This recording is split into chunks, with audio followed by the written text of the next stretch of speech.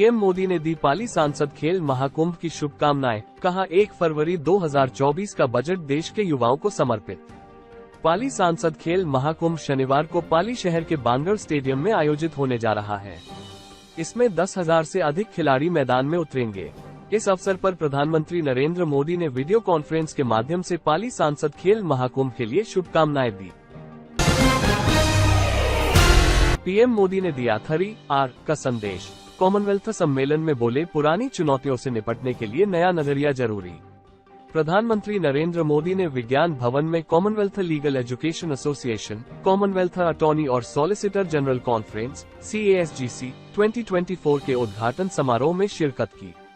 उन्होंने कहा कि मैं आप सभी से आग्रह करता हूं कि आप अतुल्य भारत का पूरा अनुभव लें। समुद्र का गूगल मैप इंडियन नेवी में शामिल इन संधायक समुद्री रास्तों को बनाएगा आसान, नौसेना प्रमुख ने बताई खासियत।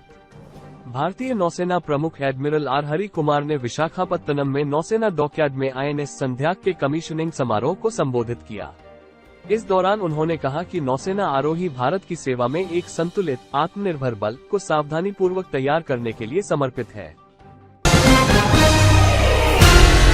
देश की सेवा में जीवन समर्पित करने वाले को राष्ट्र कभी नहीं भूलता। लालकृष्ण आडवाणी को भारत रत्न देने की घोषणा पर बोले पीएम मोदी। केंद्र सरकार ने शनिवार को भाजपा के वरिष्ठ नेता लालकृष्ण आडवाणी को देश का सर्वोच्च सम्मान भारत रत्न देने का ऐलान किया। भारत रत्न देने की घोषणा के बाद प्रधानमंत्री नरेंद्र मोदी सहित कई नेताओं ने उन्हें बधाई दी। वहीं पीएम मोदी ने ओडिशा में एक रैली को संबोधित करते हुए लालकृष्ण आडवाणी को भारत का महान बेटा बताया। उन्होंने कहा कि लालकृष्ण आडवाणी को भारत रत्न देने का निर्णय दिखाता है कि देश उन लोगों को कभी नहीं भूलता है जो इसकी सेवा में अपना जीवन समर्पित कर देते हैं। एफिल टावर में OP सेवा शुरू होने पर पीएम मोदी ने जताई खुशी, बोले UPI को वैश्विक बनाने की दिशा में महत्वपूर्ण कदम। प्रधानमंत्री नरेंद्र मोदी ने पेरिस के एफिल टावर में यूनिफाइड पेमेंट इंटरफेस UPI सेवा शुरू होने पर खुशी जताई है। पीएम मोदी ने X पोस्ट किया, ये देखकर बहुत अच्छा लगा। ये UPI को वैश्विक स्तर पर ले जाने की दिशा में महत्वपूर्ण कदम है। ये डिजिटल भुगतान को प्रोत्साहित करने और मजबूत संबंधों को बढ़ावा देने का अद्भुत उदाहरण है। मोदी सरकार रियायतों से अधिक सशक्तिकरण को देती है प्राथमिकता, वित्त मंत्री ने कहा, हमने अर्थव्यवस्था को शीर्ष पर पहुंचाया।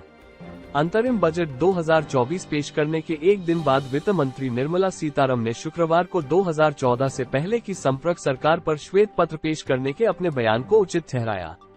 उन्होंने कहा कि 2014 में भाजपा के सत्ता संभालने से पहले अर्थव्यवस्था की स्थिति बताने के लिए इससे बेहतर समय नहीं हो सकता था। ग्राहकों के गिरते भरोसे को थामने में जुटा पेटीएम, 29 फरवरी के बाद भी काम करता रहेगा पेटीएम ऐप। नियमों के अनुपालन में कोताही के कारण RBI की ओर से 29 फरवरी के बाद नए ग्राहक जोड़ने, ग्राहकों की तरफ से नई राशि स्वीकार करने, प्रीपेड भुगतान के लिए इस्तेमाल में लाए जाने या फास्टैग में इस्तेमाल पर रोक के निर्देश के बाद मुसीबत में फंसे पेटीएम ने ग्राहकों को सब कुछ सामान्य होने का भरोसा दिया है। विदेशी मुद्रा भंडार में हुई 591 मिलियन अमेरिकी डॉलर की बढ़ोतरी, 616.7 बिलियन अमेरिकी डॉलर पहुंचा आंका। भारतीय रिजर्व बैंक RBI ने शुक्रवार को कहा कि 26 जनवरी को समाप्त सप्ताह में भारत का विदेशी मुद्रा भंडार 591 मिलियन अमेरिकी डॉलर बढ़कर 616.733 बिलियन अमेरिकी डॉलर हो गया। वहीं पिछले रिपोर्टिंग सप्ताह में कुल भंडार 2.795 बिलियन अमेरिकी डॉलर गिरकर 616.143 बिलियन अमेरिकी डॉलर हो गया था।